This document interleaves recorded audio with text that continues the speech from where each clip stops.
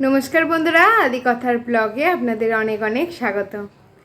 আজকে আমি আপনাদের সাথে শেয়ার করব মহাবীর আলেকজান্ডারের গল্প।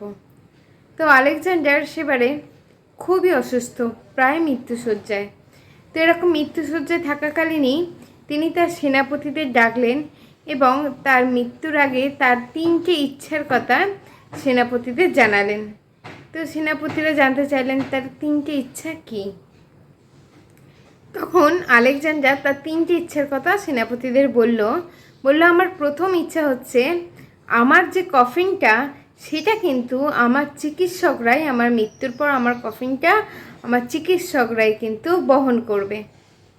আর আমার দ্বিতীয় ইচ্ছা হলো আমার যে কফিনটা যে রাস্তা দিয়ে গোরস্থানে নিয়ে যাওয়া হবে সেই রাস্তা দিয়ে আমার যত অর্জিত, আমি যে অর্জন করেছি সোনা রূপা, সেই রাস্তা দিয়ে সেই অর্জিত সোনা রূপাগুলি ছড়ানো থাকবে আমাকে নিয়ে যাওয়ার সময়। আর আমার তৃতীয় ইচ্ছা হলো আমাকে যখন কফিনে করে নিয়ে যাওয়া হবে তখন কফিন থেকে আমার 2 হাত যেন 2 দিকে ঝুলে থাকে। সেনাপতিরা আলেকজান্ডারের এই অদ্ভুত ইচ্ছের কথা শুনে তো বেশ অবাক। তাই জিজ্ঞেস করলেন আলেকজান্ডারকে যে এরকম অদ্ভুত ইচ্ছা হলো কেন মহারাজ।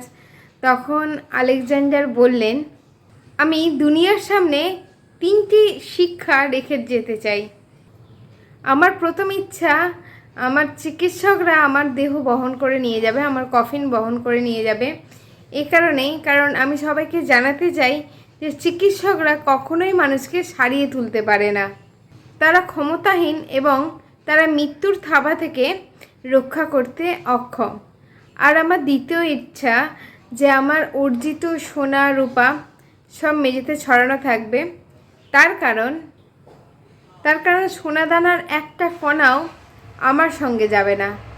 এগুলো অর্জন করার জন্য আমি আমার সারা জীবন ব্যয় করেছি, কিন্তু কিছুই আমি সঙ্গে করে নিয়ে যেতে পারছি না।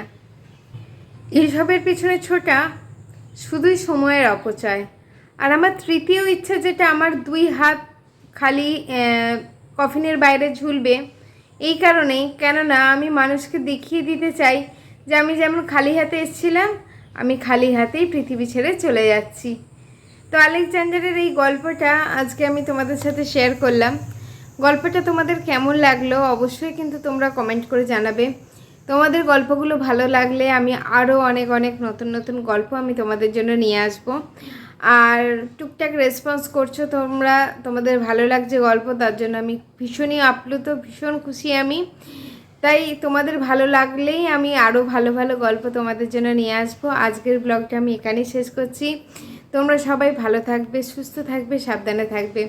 খুব তাড়াতাড়ি নিয়ে আসবো আরও একটা নতুন গল্প।